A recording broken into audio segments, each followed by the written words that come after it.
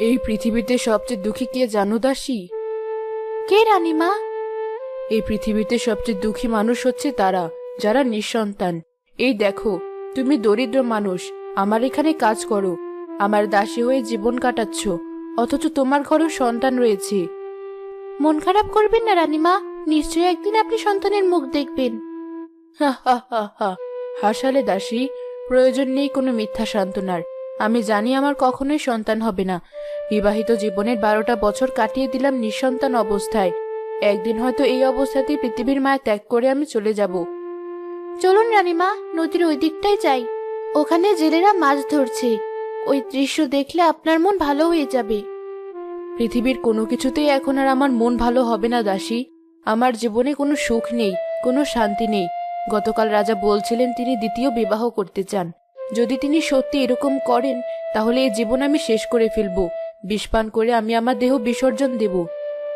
ছি রানীমা, এমন অলক্ষণে কথা মুখেও আনবেন না। নদীর ওপারটা একবার ঘুরে আসি, ওখানে মাছ ধরার দৃশ্য দেখে মন ভালো করি।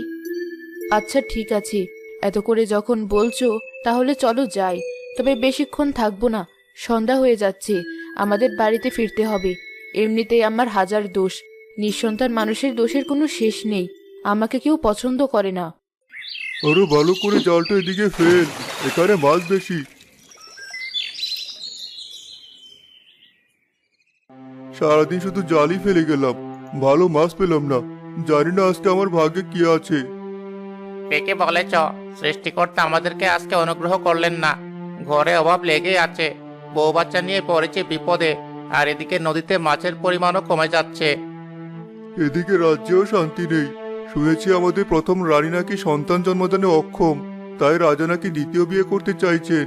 আমাদের বড় রানী খুব ভালো মানুষ, বিপদে আপদে সবসময় আমাদের পাশে থেকেছেন, রাজ্যের মানুষের কল্যাণ চিন্তা করেছেন। আর তার কপালে কিনা এমন দুর্ভোগ।